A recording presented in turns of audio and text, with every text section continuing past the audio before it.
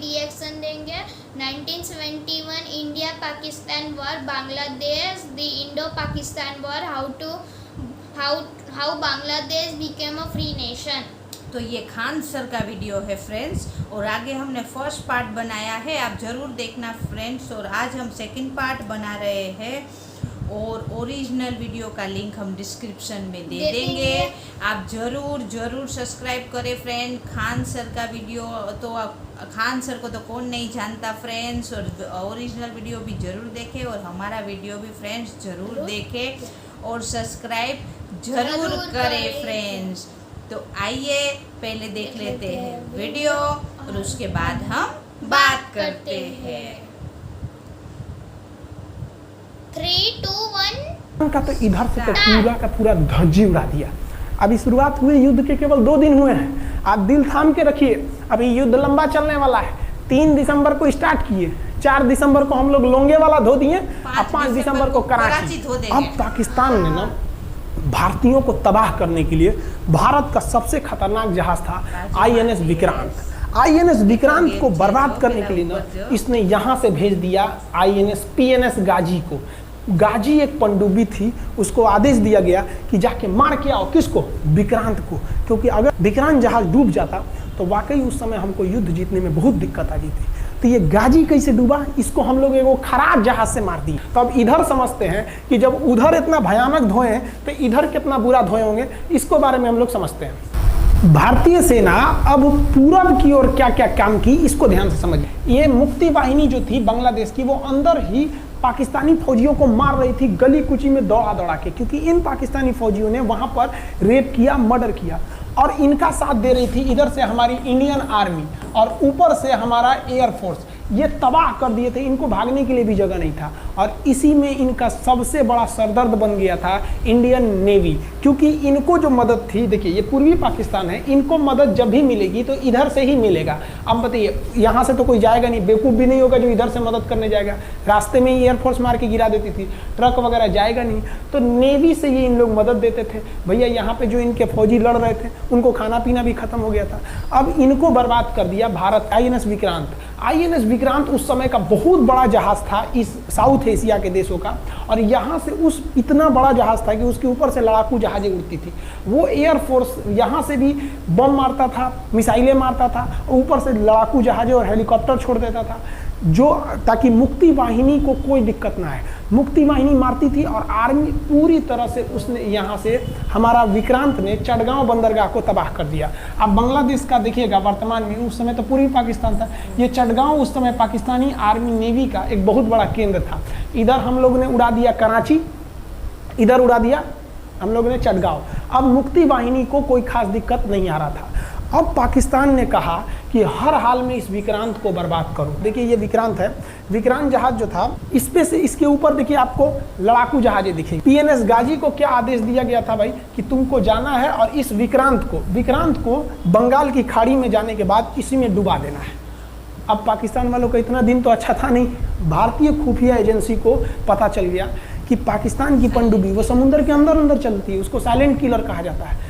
पाकिस्तान की पनडुब्बी चल दी है पश्चिमी पाकिस्तान से बंगाल की खाड़ी की ओर, ये अरब सागर से बंगाल की खाड़ी की ओर चल दिया। अब विक्रांत को बचाना हर हाल में जरूरी था, इसलिए हम लोग विक्रांत को छुपा दिए, मतलब थोड़ा सेफ्टी दे के रखने लगे। और इस PNS गाजी जो था, PNS गाजी को देखेंगे, PNS का मतलब था पाकिस्तानी नेवल शिप, PNS गाजी, ये मारने आ गया किसको? विक्रांत को। इस PNS गाजी को अगर कोई मार के डुबा सकता था तो वो था INS राजपूत। लेकिन ये जो INS राजपूत आप इमेज में देख रहे हैं, ये उस समय समस्या क्या था इस INS राजपूत के साथ, क्योंकि इसके इंजन में कुछ खराबी आ गई थी और ये बिगड़ गया था, और बिगड़ के इसको विशाखापट्टनम पे बनाया जा रहा था, रिपेयर किया जा रहा था, इंजन ही गड़बड़ हो गया था। तो भारतीयों का यहीं पे दिमाग काम आया। भारतीयों ने सोचा क्यों ना हम PNS गाजी को खुद बुला के लाएं, कहाँ पर? विशाखापट्टनम पे। तो लोगों ने कहा कि भैया ये आएगा विशाखापट्टनम में, कि आओ INS राजपूत हमको मार दो। कहा कि नहीं, देखिए कैसे आएगा। भारतीयों को पता था कि हिंदुस्तान में पाकिस्तानियों के कुछ ना कुछ जासूस होंगे और वो पाकिस्तान को पल पल की खबर दे रहे होंगे। भारतीयों ने क्या किया, INS विक्रांत के जितने भी अधिकारी थे उनसे कहा कि आप लोग अपने अपने घर फ़ोन कीजिए कि हम विशाखापट्टनम आ रहे हैं, तुम लोग हमको छुट्टी मिला है, विशाखापट्टनम में 10 दिन रुकेंगे, हमारे लिए तुम लोग खाना पीना अच्छा से बनाओ। लड़कों से उन लोगों को खबर खिला दिया। विशाखापट्टनम में जितने मछुआरे थे उनको कहा गया कि आप लोग हट जाइए, बहुत बड़ा जहाज आने वाला है, बहुत बड़ा जहाज विक्रांत आ रहा है, यहाँ पे आप लोग खाली कर दीजिए, INS विक्रांत आ रहा है। यहाँ पर क्या किया गया, ऑर्डर दिया गया, बहुत सारे फल सब्जी अंडा ब्रेड कि भैया ये इतने बड़े जहाज के लिए जा रहा है, 6 महीने का खाना चाहिए। ये खबर आग की तरफ फैल गई पाकिस्तानियों को। अब पाकिस्तान में खबर लग गई कि भैया INS विक्रांत यहाँ नहीं है, INS विक्रांत विशाखापट्टनम पे है। अरे बकलोलवा, विशाखापट्टनम पर PNS गाजी की मौत यमराज इंतजार कर रहा था INS राजपूत। ये गधा जो था PNS गाजी, ये मुड़ गया किधर की ओर, विशाखापट्टनम की ओर। और विशाखापट्टनम पर चुपचाप शांति से खड़ा हुआ जहाज INS राजपूत इंतजार कर रहा था। तो पानी के अंदर अंदर आओ, ये अभी बाहर निकला हुआ है, पानी के अंदर रहती है। और INS राजपूत देखा कि ये आ रहे हैं, वो INS राजपूत को मारता कि इससे पहले ही INS राजपूत मार के तबाह कर दिया PNS गाजी को। PNS गाजी पर को डूबने के बाद पाकिस्तान को बहुत बड़ा सदमा लग गया। पाकिस्तान को यह एहसास हो गया कि अब हम कभी नहीं जीत सकते हैं, क्योंकि ये PNS गाजी अमेरिका से खरीदा हुआ एक बहुत ही शक्तिशाली पनडुब्बी थी जिसे कोई डुबा नहीं सकता था। और हम लोगों ने उसको इस जहाज से डुबाया जो जहाज खराब हो चुका था, जिसका इंजन खराब था। भारतीय सेना का मोराल पूरे 7वें आसमान पर था और पाकिस्तानी दिन पर दिन बर्बाद हो रहे थे। अब पाकिस्तानियों को लगा अब क्या करेंगे, तो पाकिस्तानियों ने अमेरिका में फ़ोन किया, भैया आप कुछ कीजिए। तो अमेरिका ने ना UNO में मुद्दा उठा दिया, यूनाइटेड नेशन ऑर्गेनाइजेशन, इसकी जो सिक्योरिटी काउंसिल है, सुरक्षा परिषद, इसमें कह दिया पूर्वी पाकिस्तान पर जुल्म कर रहा है, मार रहा है। तो रसिया उस समय हमारा साथ दिया, कहा कि तू देर जनता जुल्म कर रहा है, भारत जो कर रहा है सही कर रहा है, हम इस प्रस्ताव के खिलाफ में वीटो करते हैं। वीटो अगर कोई देश, 5 देश को वीटो है, इस पर अलग चर्चा करेंगे, अगर किसी ने वीटो कर दिया तो वो प्रस्ताव रद्द हो जाता है। तो पाकिस्तान की एक और उम्मीद यहाँ पर अपना दम तोड़ दी। अब पाकिस्तान कहा अमेरिका से कि भैया आप ही हमको बचा लीजिए। तो अमेरिका ना पाकिस्तान की ओर से भारत पर हमला करने के लिए अपना सबसे खतरनाक जहाज भेज दिया, 7वां बेड़ा। देखेंगे 7वां बेड़ा को, अगर इतना भयानक था 7वां बेड़ा, ये अमेरिका का साथ अकेले चलता ही नहीं था, इतनी पूरी फौज के साथ, नेवी के साथ चलता था। ये किस लिए आया था, विक्रांत को डुबाने के लिए, और इसका साइज विक्रांत से डबल था, इसके आगे विक्रांत नहीं टिक पाता। अब इंदिरा गांधी भी टेंशन में रह गई ले। तब उस समय इंदिरा गांधी को याद आया कि भैया हमारा एक और तो हम समझौता करके आए हैं, अगर अमेरिका पाकिस्तान का साथ दे सकता है तो रूस से हम भी तो समझौता करके आए हैं। तो भारत ने रूस को कहा कि भैया अमेरिका इतना भयानक 7वां बेड़ा भेज दिया, हमारी मदद कीजिए। तो रूस ने कहा टेंशन क्या लेते हो, देखो हम बोलते हैं। रूस ने परमाणु पनडुब्बी भेज दी और रूस ने अपना 40वां बेड़ा भेज दिया। आप देखेंगे ये रूस का 40वां बेड़ा है, ये अपने भारी भरकम जहाजों के पूरे ग्रुप के साथ चल दिया, कहा कि चल भैया देखते तुमको कौन मारेगा भारत को। और अमेरिका को सीधा कह दिया कि भैया विक्रांत पर अगर आपने हमला किया तो ये हमला हम रूस पर हमला मान लेंगे। यहाँ पर खड़ा था भारत का विक्रांत और उसकी सपोर्ट में खड़ा था रूस का 40वां बेड़ा।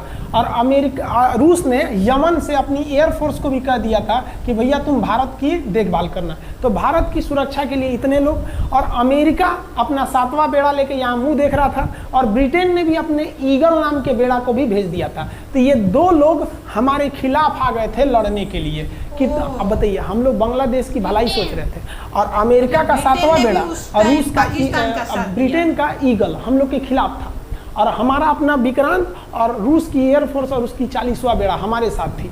ये पूरी तरह से बाउंड्री बना दिया था 40वां बेड़ा। 40वां बेड़ा का कहना था कि भैया हमारे जहाज पर ऑटोमेटिक मिसाइल लगी है, तुम अगर इधर आओगे तो हम मार देंगे तुमको ऐसे ही। रूस ने अपनी सारी पनडुब्बियों को ऊपर उठा दिया समुद्र के ऊपर, ताकि सैटेलाइट से और दूसरी निगरानी से देखा जा सके, और यही हुआ भी। वो लोग रूस के इतने खतरनाक जहाज़ों के ग्रुप को देखकर घबरा गए, इतना घबरा गए कि ब्रिटेन ने कहा था we are too late. Britain का ईगल बेड़ा अमेरिका के 7वां बेड़ा से कर रहा है गिरे उधर मत जो, बहुत देर हो गया है, वो पहले पहुंच गया है रूस, अब मारेगा वहीं तबाह हो जाओगे यहाँ पे। तो 7वां बेड़ा ने धमकी दिया कि हमारे जहाज में परमाणु बम लदे हुए हैं। तो 40वां बेड़ा ने रिप्लाई किया था कि हम भी जब चले थे ना तो परमाणु बम लादे के चले थे, और गिनती जब कर रहे थे तो हम भी गिनती किए थे 250 हमारे पास भी परमाणु बम था, लेकिन इतना ज्यादा था कि सोचे कि कौन गिनेगा, बाद में गिनेंगे, आ जाओ देखते हैं किसके पास कितना है। तो रूस ने हमसे सच्ची दोस्ती निभाई थी, और इधर शेख मुजीबुर रहमान की जो मुक्ति वाहिनी थी वो अपना काम कर रही थी। अब भारत आर पार की लड़ाई में था। पाकिस्तान हर मोर्चे पर हारते जा रहा था। भारत सरकार ने पाकिस्तान पर मनोवैज्ञानिक दबाव बनाने के लिए निर्मलजीत सिंह अरोड़ा ने एक प्लान बनाया। उन्होंने एयरफोर्स को पूर्वी पाकिस्तान यानी जो अभी बांग्लादेश है तो ढाका के ऊपर एयर ड्रॉप करा दिया, हवाई जहाज से सैनिकों को उतार दिया, और उन सैनिकों के भेष में उसमें सैनिक कम थे और उसमें केवल पुतलों को नीचे उतारा गया था। ये केवल इंडियन आर्मी जान रही थी कि पुतला नीचे उतरा है सर, लेकिन मीडिया ने तो इसको खबर को आग की तरह फैला दिया। और इसमें हम धन्यवाद देना चाहेंगे हाथ जोड़कर BBC न्यूज का। और BBC ने ये छाप दिया कि इंडियन एयरफोर्स ने ढाका पर 5000 एयर ड्रॉप करा दिया फौजियों को। अब ये गली गली खोज खोज के पाकिस्तानी फौजियों को मारेंगे कि तुम क्यों मार रहे हो हमारे बांग्लादेशी भाइयों को। और बांग्लादेश की मुक्ति वाहिनी वैसे ही उनके पीछे पड़ी हुई थी पाकिस्तानियों के। अब पाकिस्तानियों का पूरा मनोबल टूट गया, पाकिस्तानी गली गली छुप गए सब। सोचिए ये पुतला से डर जा रहे थे सब, रियलिटी में ये फौजी नहीं थे, ये पुतला गिराया गया था एयर ड्रॉप करके। अब वो लोग डर के मारे भाग गए यहाँ पर। अब एयरफोर्स ने देखा कि उसकी ये छोटे से वैज्ञानिक दबाव का इतना खतरनाक असर पड़ा है। एयरफोर्स ने कहा कि अब एक काम करते हैं, अब आर पार को अब ठोक डालते हैं पाकिस्तान को, अब जो होगा सो देखा जाएगा। एयरफोर्स ने बांग्लादेश के जो गवर्नर थे उनके घर पे हमला कर दिया। अब वो घर में नहीं थे, वो तो बच गए। बचने के बाद डर क्या होता है, देखिए डर किसको कहा जाता है। जो उनके गवर्नर हाउस थे AH मलिक, इन्होंने त्याग पत्र दे दिया, भैया जिंदगी रहेगी तो बहुत नौकरी करेंगे, डर के मारे त्याग पत्र दे दिया। सोचिए गवर्नर, क्योंकि पाकिस्तान का एक राज्य ही तो था पूर्वी पाकिस्तान, जैसे हमारा एक राज्य है उत्तर प्रदेश, बिहार, महाराष्ट्र, वहाँ पे भी एक गवर्नर होते हैं ना, संवैधानिक हिसाब से गवर्नर मालिक होता है उस जगह का, त्याग पत्र दे दिए। सोचिए ये डर था उनके अंदर। निर्मलजीत सिंह अरोड़ा जो लेफ्टिनेंट जनरल थे, जनरल तो हमारे मानिक साहब थे, लेफ्टिनेंट जनरल थे जिन्हें बांग्लादेश जीतने की जिम्मेदारी दी गई थी, मतलब उसे सुरक्षा करने की जिम्मेदारी दी गई थी। वो पाकिस्तान के लेफ्टिनेंट जनरल नियाजी से बात किए और उन्हें कहे कि हम आपको आधा घंटा का टाइम देते हैं और आप इस आधा घंटा में विचार कीजिए आप सरेंडर करते हैं कि नहीं। अगर आप सरेंडर कर देंगे तो हम आपको गारंटी देते हैं कि आपके सैनिकों को जिंदा रखा जाएगा, और अगर आप हमारी बात को नहीं मानेंगे, देखिए गवर्नर साहब के घर है, कोई ठीक नहीं है, आपके घर पे भी यही हो जाएगा। क्योंकि अगर आप हमारे सामने सरेंडर नहीं करिएगा तो याद रखिए हम अपने हमले को 10 गुना और तेज कर देंगे। और हाथ तो आप चारों ओर से गए हैं। भारत चाहता था कि जल्दी से जल्दी इस युद्ध को खत्म किया जाए, क्योंकि अब ये अंतर्राष्ट्रीय मैटर हो चुका था। अब अमेरिका अपना नाक पे ले लिया था कि भैया हमारा जहाज मार के गिरा दिया। PNS गाजी उसी की पनडुब्बी थी, वो तो पाकिस्तान को दिया। 7वां बेड़ा को नहीं घुसने दिया था, अमेरिका की किरकिरी हो रही थी। ब्रिटेन के ईगल को घुसने नहीं दिया, उसकी किरकिरी हो रही थी। अब भारत को उस समय लोग कहते कि ये गरीब देश है, अभी आज़ाद हुआ है, 1971 में हमारी यही हाल थी। और सारे लोग कह रहे थे, उसको गरीब समझ रहे थे, रुआ के रख दिया अमेरिका को, हर जगह धो दिया पाकिस्तान को। अब बेचारे नियाजी क्या कर सके। नियाजी को आधे घंटे का टाइम दिया गया। 16 दिसंबर 1971, याद रखिएगा दिन, 16 दिसंबर 1971।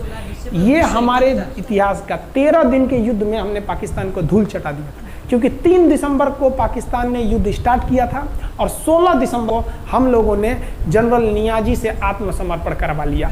और आत्मसमर्पण आप देखना चाहेंगे जनरल नियाजी का। जनरल नियाजी इन्होंने हमारे लेफ्टिनेंट जनरल निर्मलजीत सिंह अरोड़ा के सामने आत्मसमर्पण साइन किया, और साइन करने के बाद बांग्लादेश के ढाका रेस कोर्स में इन्होंने साइन किया, और इनकी आंखों में आंसू था। एक देश के सेनापति के लिए इससे शर्म की बात क्या है, जो गिनीज बुक में नाम रिकॉर्ड करा दिया। गिनीज बुक में कैसे, देखिए पाकिस्तान के लोग हम चाइना के वीडियो बनाए थे, उस पर कमेंट कर रहे थे कि इंडियन आर्मी कुछ नहीं कर सकती। देखो बांग्लादेश तुम्हारी बहादुरी का जीता जागता उदाहरण है तुम्हारे यहाँ का। 93,000 फौज, सोचिए 93,000 सैनिक पूरी दुनिया में आज तक आत्मसमर्पण नहीं किया। ये 93,000 लोगों ने आत्मसमर्पण कर दिया। देख लीजिए, ये अपना बंदूक उतार फेंक दिए, अपने स्टार नोच के उतार दिया कि भैया हम लीजिए आत्मसमर्पण कर रहे हैं, बेल्ट उतार के दे दिया, अब चलिए जहाँ ले जा रहे हैं, जितना लाठी मारना है हमारी, आत्मसमर्पण। ये वही पाकिस्तान है, याद रखिए, आप याद कीजिए, हमारे 120 सैनिकों ने आपको धूल चटा दिया था लोंगेवाला में। केवल 2 सैनिक मरे थे लोंगेवाला में और पूरी की पूरी आपको भगा दिया था 4 दिसंबर को ही। और आप याद कीजिए, बहुत बहादुर बनते हैं ना, 93,000 फौज आपकी हार के गई है यहाँ से। इतना बड़ा हार दुनिया में आज तक कहीं का नहीं हुआ है। 93,000 सैनिक सरेंडर करके गए हैं भारत के सामने से। क्या बात कीजिएगा आप हमारे सामने, याद रखो। तो ये है गिनीज बुक में नाम है। ये तो है भैया पाकिस्तान की आर्मी, एक तरह से गिनीज बुक में नाम है ना जी। भले हारने से नाम है तो क्या हुआ, पाकिस्तान के लिए इससे खुशी की बात क्या हो सकती है कि भैया गिनीज बुक के नाम है। अब इन लोगों को जेल में बंद कर दिया गया, बाद में हम लोगों ने इन्हें छोड़ भी दिया था। और इस सरेंडर के बाद बांग्लादेश के जो मुक्ति वाहिनी थी उसके चेहरे पर ये मुस्कान थी कि बांग्लादेश अब स्वतंत्र हो गया। ढाका इंदिरा गांधी का स्टेटमेंट था, ढाका स्वतंत्र राजधानी है स्वतंत्र बांग्लादेश की। ये खुशी थी बांग्लादेशियों के चेहरे पर, जिनकी बहनों की इज्जत आबरू लूट ली गई थी उन्हीं देश की फौजियों के द्वारा। जिनके ये जो नियाजी थे, जब इन्हें लेफ्टिनेंट गवर्नर बना के भेजा गया था बांग्लादेश में, तो ये नहीं पूछे थे कि बांग्लादेश का स्थिति क्या है, ये पूछे थे कि जिन लड़कियों का रेप हुआ है वो कहाँ है, सब दिखाओ तो, मतलब ये भी जाके करेंगे। ये हाल था, ये इनके चेहरे पर मुस्कुराहट थी। बाद फिर मुजीबुर रहमान को पाकिस्तान से स्वतंत्र कराया गया। भारत ने जो अपना वादा किया था कि शेख मुजीबुर रहमान को स्वतंत्र करेंगे, बांग्लादेश को स्वतंत्रता दिलाएंगे, उनके अधिकारों के लिए लड़ेंगे, भारत ने अपने वादा को पूरा किया। आज शेख मुजीबुर रहमान की बेटी शेख हसीना बांग्लादेश की कमान संभाले हुई है। शेख हसीना, जब हमको याद है जब वो भारत आई थी तो एयरपोर्ट पे, तो मोदी जी एयरपोर्ट पर रिसीव करने गए थे, जबकि ऐसा नहीं होता है। शायद ही बांग्लादेश की प्रधानमंत्री को पूरी दुनिया में कोई बड़े देश का राष्ट्रपति रिसीव करने जाए, प्रधानमंत्री रिसीव करने जाए। तो भारत अपने पड़ोसियों का इतना ख्याल रखता है, चाहे वो नेपाल हो, भूटान हो, सबके साथ। अभी हाल फिलहाल में नेपाल के लोग थोड़ा गुस्सा हैं लिम्पियाधुरा काला पानी को लेके, लेकिन ऐसा नहीं है कि हमारा नेपाल के साथ कोई खराब रिश्ता है। हमारा नेपाल के साथ रोटी और बेटी का रिश्ता है। बांग्लादेशियों के साथ हमारा बहुत ही अच्छा संबंध रहा है। आज हमारे बांग्लादेश के साथ बहुत ही मधुर संबंध है। और बांग्लादेश को जो पाकिस्तान के लोग कहते थे ये किसी काम लायक नहीं है, ये वाले भाई लोग पाकिस्तान से आगे निकल गए। आज इनका मलमल का कपड़ा, जूट और पाम ऑयल पूरी दुनिया में फेमस है। जहाज़ों के मरम्मत में, मतलब जहाज के रिपेयरिंग में बहुत आगे निकले हैं बांग्लादेश के लोग। आई होप आप समझ गए होंगे। इस युद्ध के बाद अगर भारत चाहता तो भारत पाकिस्तान के पश्चिमी भाग को भी कब्जा कर लेता, क्योंकि यहाँ तो हम लोग हराए ही थे। उनके 93,000 फौज तो हम लोग जिंदा पकड़ लिए थे। हम उन्हीं को कह देते बंदूक लगा के कि कश्मीर खाली करो, हमारा यहाँ से वापस जाओ। लेकिन बावजूद हमने इंसानियत दिखाई थी पाकिस्तान के ऊपर। इसका बदला पाकिस्तान ने हमें क्या दिया पता है? 26/11 हम संसद भवन पर अटैक, तो कभी अमृतसर में अटैक, कभी मुंबई में बम ब्लास्ट, कभी 26/11 का हमला, ये सब हुआ। हम चाहते तो उस वक्त भी जीत सकते थे। ये पाकिस्तान वाले आप जो कहते हैं कि हम बहुत बहादुर हैं, भारतीय सेना हमारा क्या कर सकती है, तो भारतीय सेना की रहमो करम पर आप लोग जिंदा थे, वरना 1972 में ये जो सेना थी ना, 71 में, आप लोग को कहीं का नहीं छोड़ती। आप हिंदुस्तान के व्यूवर्स आप लोगों से भी कहते हैं कि एक लाइक तो बनता है इस सैनिकों के लिए, हमारे लिए नहीं, हमारे इस चैनल के लिए। कभी नहीं कहेंगे कि खान जी रिसर्च सेंटर चैनल को आप सब्सक्राइब करिए, लाइक करिए, हम ये कभी नहीं कहते हैं। लेकिन हम ये जरूर कहते हैं कि आज एक लाइक बनता है हमारे इन वीर सिपाहियों के लिए जो आज भी सेना के लिए डटे हुए हैं। और ये पाकिस्तान इस पर कमेंट करते हैं। हम आप भारतीयों से कहते हैं, आप हिंदुस्तानी हैं तो इस वीडियो को जितना से ज़्यादा शेयर करना है आप शेयर कीजिए, ताकि आपके बच्चों तक को ये पता चल सके कि हमारे सैनिक कितने बहादुरी हैं, कितने बहादुरी से लड़े थे हमारे सैनिक, कितने बहादुर हैं। और इस वीडियो को आप इतना शेयर कीजिए कि पाकिस्तान तक पहुँचे और वहाँ का बच्चा इस वीडियो को देखे, ताकि उनके अंदर भारतीय सेना का जो डर है वो बैठे।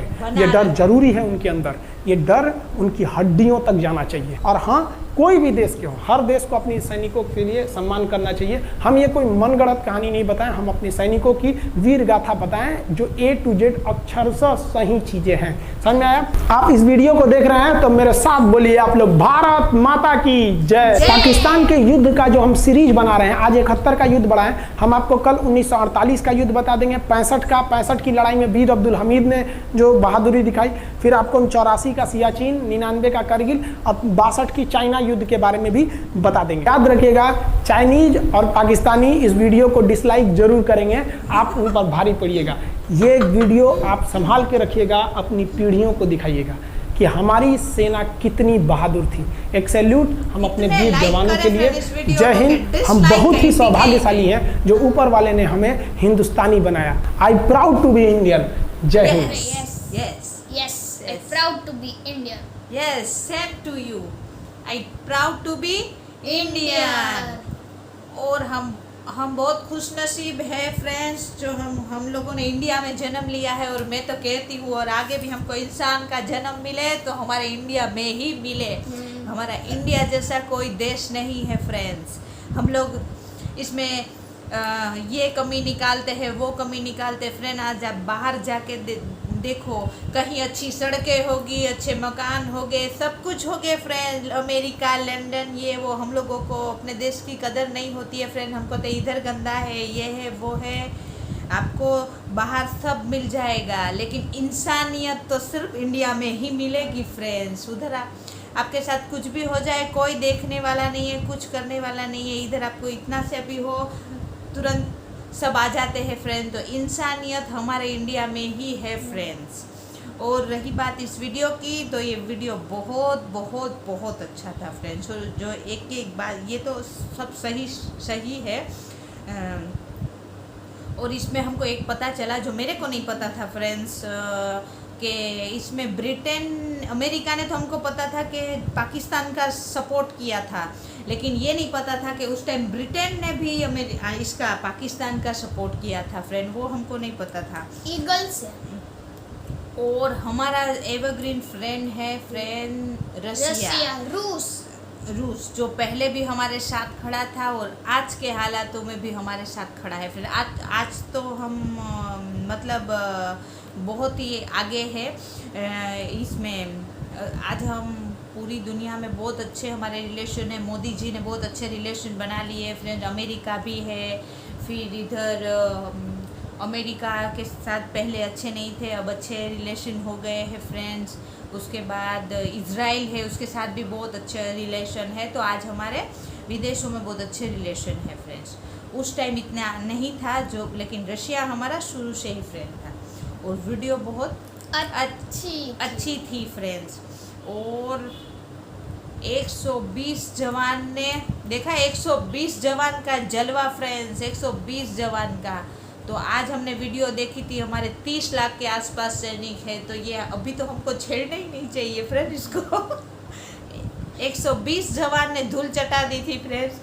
आप ये समझ लो कि जब 30 लाख हमारे जवान अगर आ गए मैदान में तो फिर क्या है, पाकिस्तान तो दिखेगा ही नहीं कहीं भी।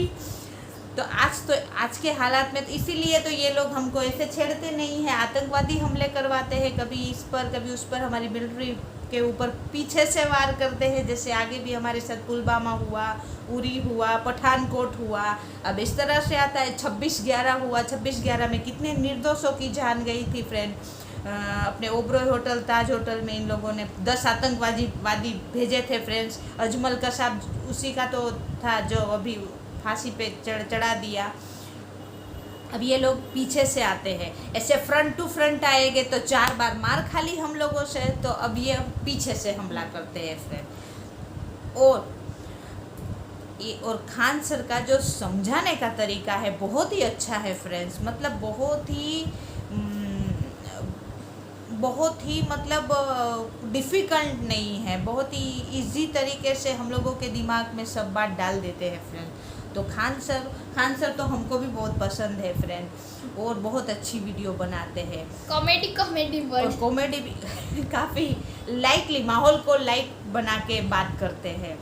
और आपको भी ये वीडियो अच्छा लगा हो तो लाइक करना, सब्सक्राइब जरूर करना फ्रेंड्स। और आपको भी कोई आपको भी कोई रिएक्शन करवाना है तो आप कमेंट्स कर सकते हो। और शेयर भी जरूर कीजिए, शेयर भी जरूर करना फ्रेंड्स। और लाइक जरूर करना फ्रेंड। और जैसे कि खान सर ने कहा, ओरिजिनल वीडियो को तो खान सर को तो कौन नहीं जानता है फ्रेंड, लेकिन खान सर का भी वीडियो, ये ओरिजिनल वीडियो भी जरूर देखिए फ्रेंड्स।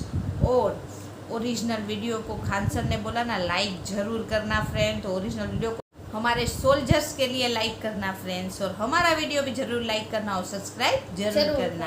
और फर्स्ट पार्ट को हम डिस्क्रिप्शन में दे देंगे। और अब मिलते हैं नेक्स्ट वीडियो में, रिएक्शन में। हाँ रिएक्शन में। Bye bye bye. बाय, जय हिंद, वंदे मातरम। वंदे मातरम।